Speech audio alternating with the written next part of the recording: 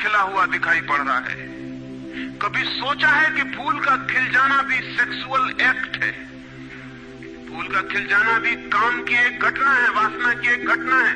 फूल में है क्या उसके खिल जाने में? उसके खिल जाने में कुछ भी नहीं है। वे बिंदु हैं, पराग के, वीरी के कण हैं, जिन्हें तितलियां उड़ा के दूसरे फूलों पे ले जाएंगी और नया जन्म देंगी। एक मोर नाच रहा है और कवि गीत गा रहे हैं और संत भी देख के प्रसन्न होंगे, लेकिन उन्हें ख्याल नहीं कि नृत्य एक सेक्सुअल एक्ट है। मोर पुकार रहा है अपनी प्रेयसी को या अपने प्रेमी को, वो नृत्य किसी को रिझाने के लिए। पपीहा गीत गा रहा है, कोयल बोल रही है।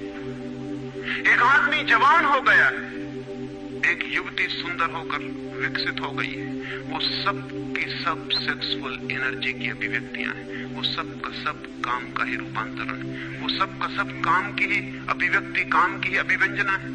सारा जीवन, सारी अभिव्यक्ति, सारी फ्लावरिंग काम की है। और उस काम के खिलाफ संस्कृति और धर्म आदमी के मन में जहर डाल रहे हैं, उससे लड़ाने की कोशिश कर रहे हैं। मौलिक शक्ति से मनुष्य को उलझा दिया है लड़ने के लिए, इसलिए मनुष्य दीनहीन, प्रेम से रिक्त और थोथा और नाकुछ हो गया है।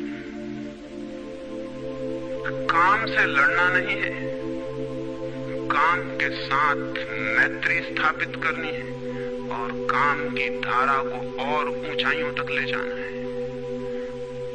किसी ऋषि ने किसी वधू को, 9 वर और वधू को आशीर्वाद देते हुए कहा था कि तेरे 10 पुत्र पैदा हों और अंततः तेरा पति तेरा 11वां पुत्र हो जाए।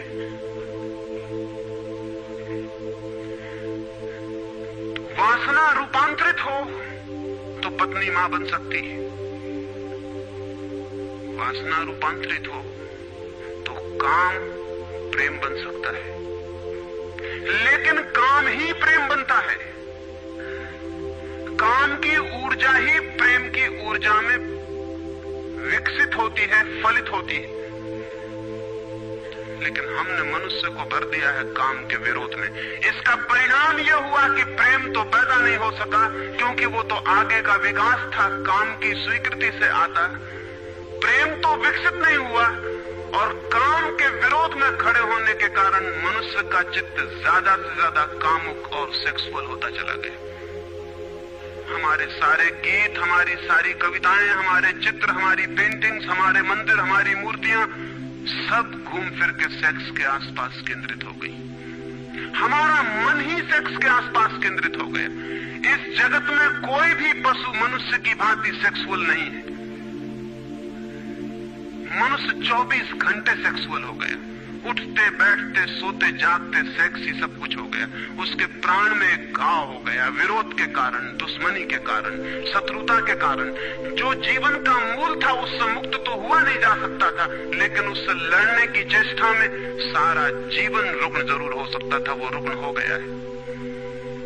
और ये जो मनुष्य जाति इतनी ज्यादा कामुक दिखाई पड़ रही है, इसके पीछे तथाकथित धर्मों और संस्कृति का बुनियादी हाथ है।